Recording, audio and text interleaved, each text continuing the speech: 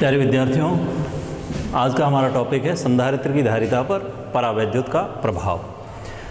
पिछले वीडियोस के अंदर हमने संधारित्र और उसके दो टाइप्स पढ़े थे। एक था समांतर प्लेट संधारित्र पैरेलल प्लेट कैपेसिटर और दूसरा था गोलीय संधारित्र। तो हम जो धारिता का फॉर्मूला हमने निकाला था, चाहे वो समांतर प्लेट संधारित्र के लिए था एप्सिलॉन नॉट ए अपॉन डी या गोलीय संधारित्र के लिए था 4 pi epsilon not R1 R2 by R2 minus R1, दोनों में माध्यम जो है हमें क्लियर दिखाई दे रहा है।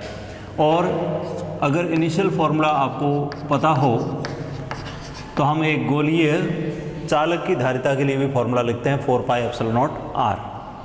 सबके अंदर एप्सिलॉन नॉट, निर्वात के लिए हैं तो एप्सिलॉन नॉट लिखा हमने, और अगर माध्यम में होगा तो हम एप्सिलॉन नॉट की जगह एप्सिलॉन लिखेंगे।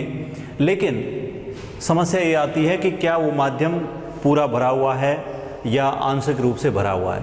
इसलिए हम अलग से जो हैं संधारित्र की धारिता पर परावैद्युत पदार्थ का प्रभाव देखेंगे। तो परावैद्युत का प्रभाव, संधारित्र की धारिता पर परावैद्युत का प्रभाव। परावैद्युत पदार्थ क्या होते हैं ये हम पहले पढ़ चुके हैं, यानी वो पदार्थ जो सामान्यतः आवेश का प्रवाह नहीं करते लेकिन विद्युत क्षेत्र में रखने पर विद्युत प्रभाव का प्रदर्शन करते हैं, यानी इनका ध्रुवण हो जाता है, पोलराइजेशन। और ध्रुवण में पॉजिटिव चार्ज विद्युत क्षेत्र की दिशा में विस्थापित होते हैं और नेगेटिव चार्ज विद्युत क्षेत्र के विपरीत दिशा में विस्थापित होते हैं, तो उसको हम ध्रुवण बोलते हैं। तो यहाँ पर हम जो हैं एक एग्जाम्पल के तौर पर समांतर प्लेट संधारित्र ले लेंगे और उस समांतर प्लेट संधारित्र की प्लेटों के बीच में परावैद्युत माध्यम रखेंगे और फिर देखेंगे कि धारिता किस टाइप से प्रभावित होती है। तो हम इसके अंदर फर्स्ट पॉइंट जो लेते हैं वो ले लेते हैं जब परावैद्युत आंशिक रूप से भरा हो। आंशिक रूप से भरा हो, आंशिक को हम पूर्ण में भी बदल देंगे, लेकिन अभी आंशिक पढ़ते हैं। मान लें कि ये हमारा संधारित्र है पैरेलल प्लेट कैपेसिटर PPC, जिसकी ये पॉजिटिव प्लेट है और ये इसकी नेगेटिव प्लेट है। इस प्लेट को हमने चार्ज किया है और इसको हमने अर्थिंग किया है। पृष्ठ आवेश घनत्व सिग्मा, सरफेस चार्ज डेंसिटी,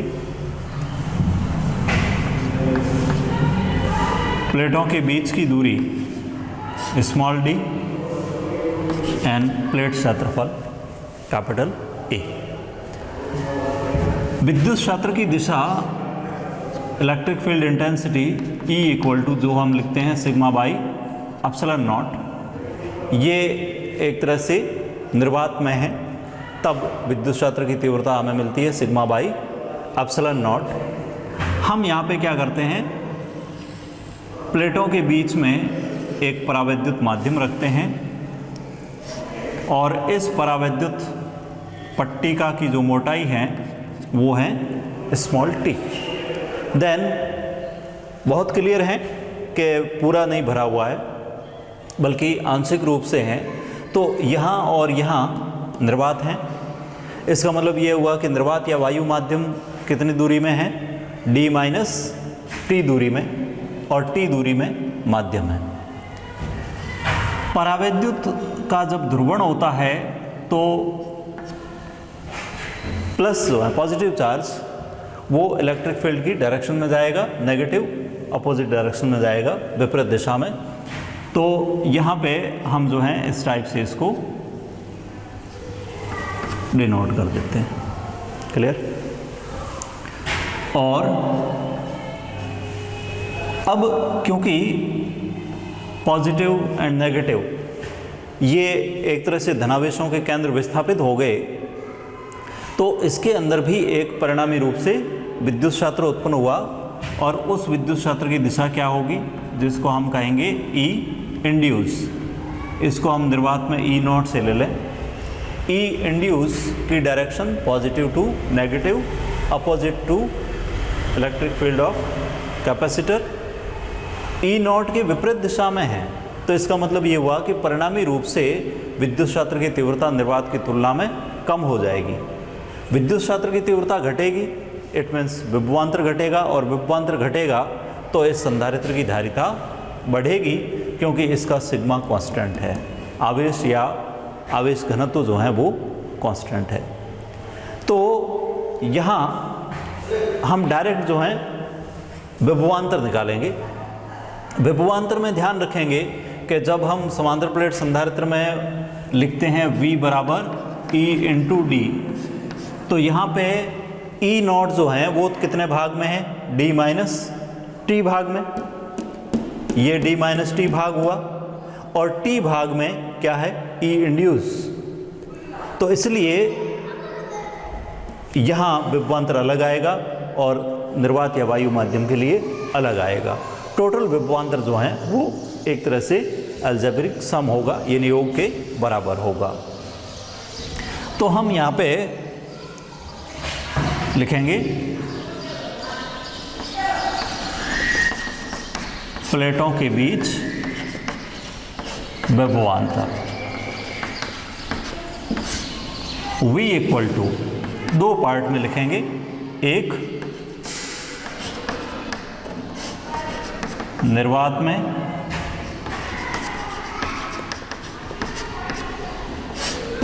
और दूसरा माध्यम में।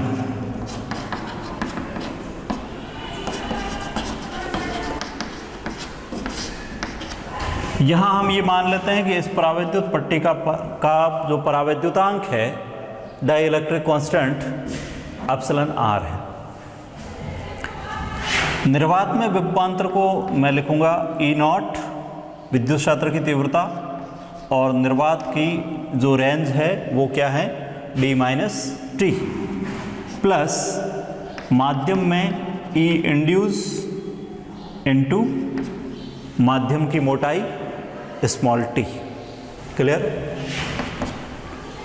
ई नॉट डी माइनस टी और ई नॉट को हम लिखेंगे sigma by epsilon not D minus T.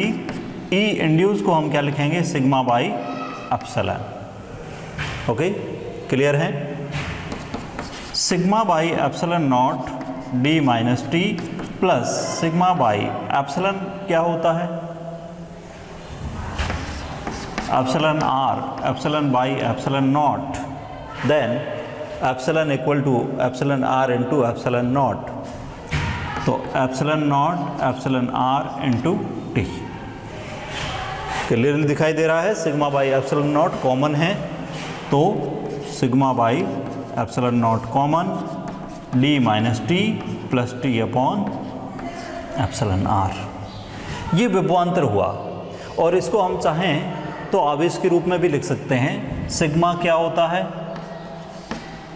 एकांक पृष्ठ क्षेत्रफल पर आवेश, charge on unit area. Sigma Q by A epsilon not D minus T plus T upon epsilon R. ये विभवांतर हो गया, और ये विभवांतर अगर ये माध्यम नहीं हो तो उसकी तुलना में ये कम है। ओके, अब हम देखते हैं धारिता। तो हमारे पास सिंपल सा फॉर्मूला होता है धारिता का, Q अपॉन V। हम लगातार यूज़ कर रहे हैं, बार बार यूज़ कर रहे हैं, तो अच्छी तरह से ये भी रट जाना चाहिए। Q upon A epsilon not D minus T plus T upon epsilon R. Okay, Q से Q कैंसिल आउट कर लें, तो C equal to epsilon naught A by D minus T plus T upon epsilon R. That's very important formula. जब partially dielectric substance जो हैं प्लेटों के बीच में रखा हुआ है, यानी टी मोटाई का है, एप्सिलॉन आर परावैद्युतांक का है। अब क्योंकि आंशिक रूप से भरे हुए परावैद्युत पदार्थ के लिए धारिता का ये फॉर्मूला हमें मिल गया है, तो इसके अंदर हम और स्थितियाँ लगा सकते हैं। और स्थिति बना यूँ सकते हैं कि जैसे एक तो बनाएं कि जब T बराबर D है, T बराबर D का मतलब क्या हुआ कि हमने टोटली जो है इसके अंदर परावैद्युत माध्यम डाल रखा है, यानी बिल्कुल भी निर्वात नहीं है। तो उस केस में हम यहाँ देख सकते हैं D माइनस टी, यानी D माइनस डी 0 हो जाएगा।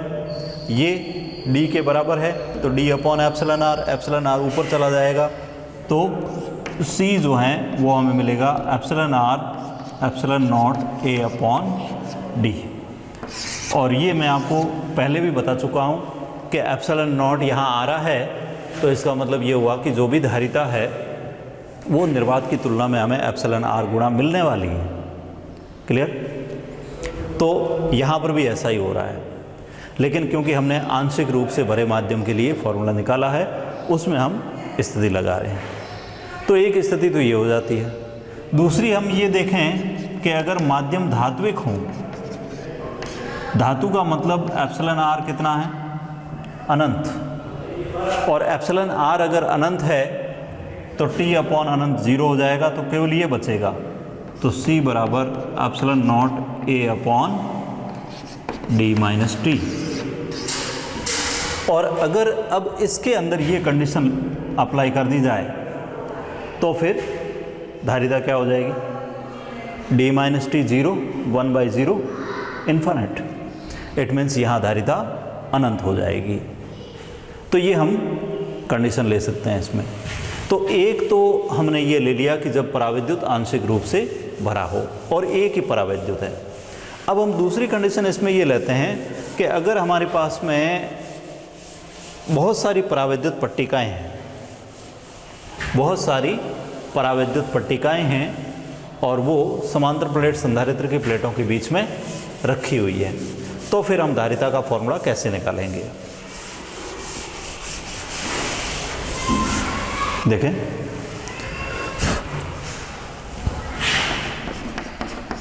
जब अलग अलग मोटाई और अलग अलग परावैद्युतांक की अनेक पट्टिकाएं रखी हों,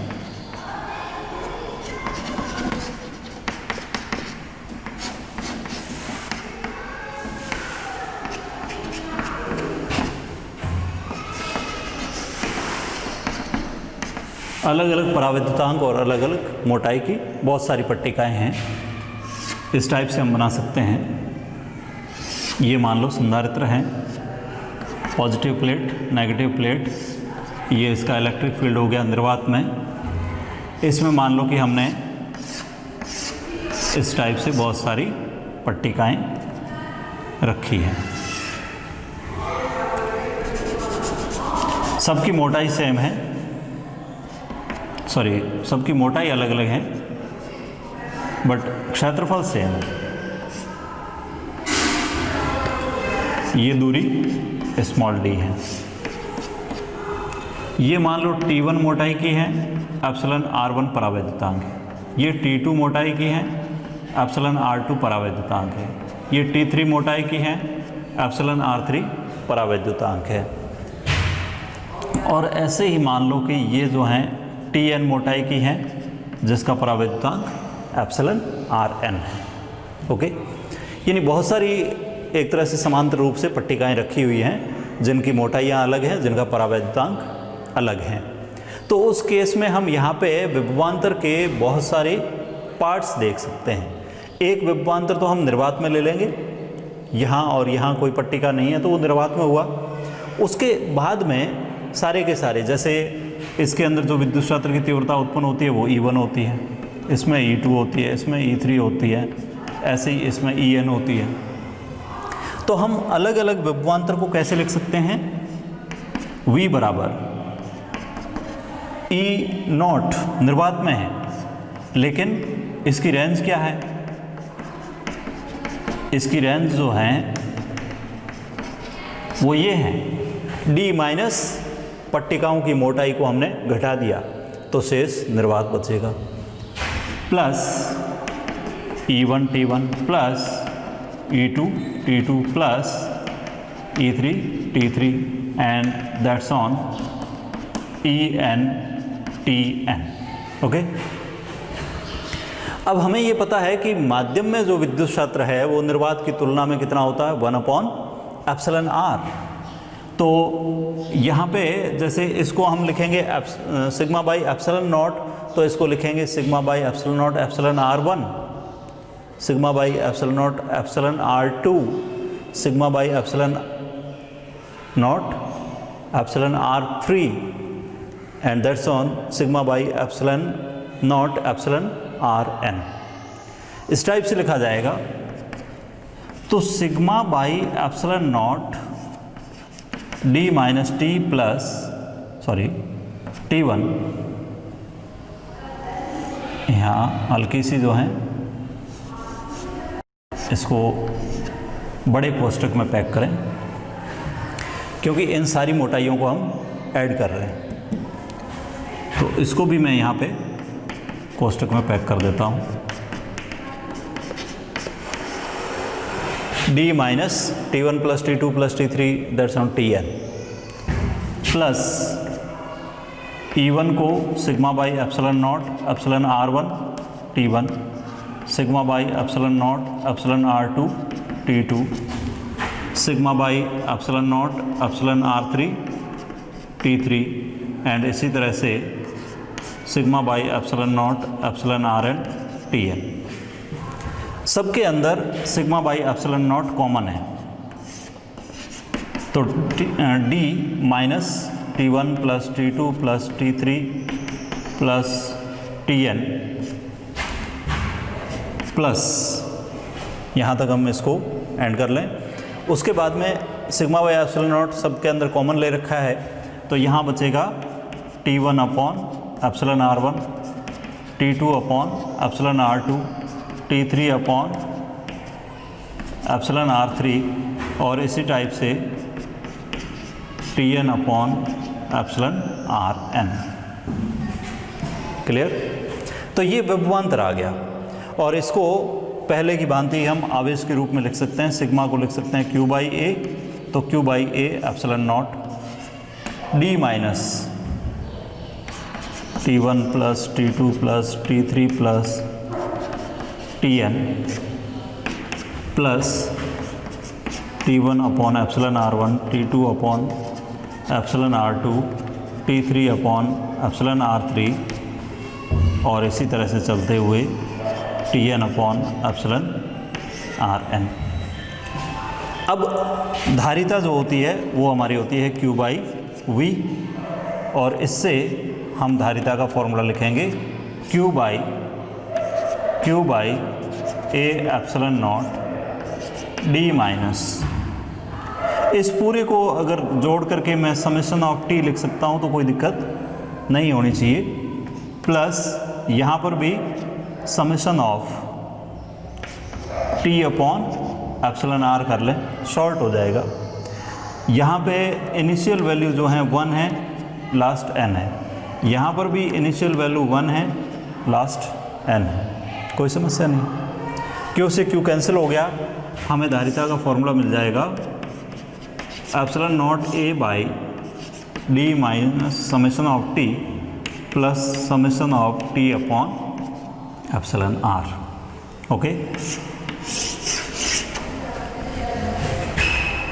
तो यहाँ भी अगर मान लो पूरा माध्यम भरा हुआ हो तो फिर ये 0 हो जाएगा और ये एक तरह से एप्सिलॉन R के फॉर्म में आ जाएगा, ये T1 upon epsilon R1, T2 upon epsilon R2, इस टाइप से सारा का सारा जुड़ जाएगा। तो इस टाइप से आज के टॉपिक में हमने जो है संधारित्र की धारिता पर परावैद्युत पदार्थ का प्रभाव पड़ा। जब पदार्थ जो है वो आंशिक रूप से भरा हो, यानी एक ही पदार्थ भरा हो, और या फिर अलग अलग मोटाई और अलग अलग परावैद्युतांक की पट्टिकाएँ रखी हो। ठीक है, तो हम नेक्स्ट वीडियो के अंदर हम जो हैं संधारित्रों का संयोजन पढ़ेंगे, जो 2 टाइप का होता है, श्रेणी क्रम और समांतर क्रम संयोजन। ओके।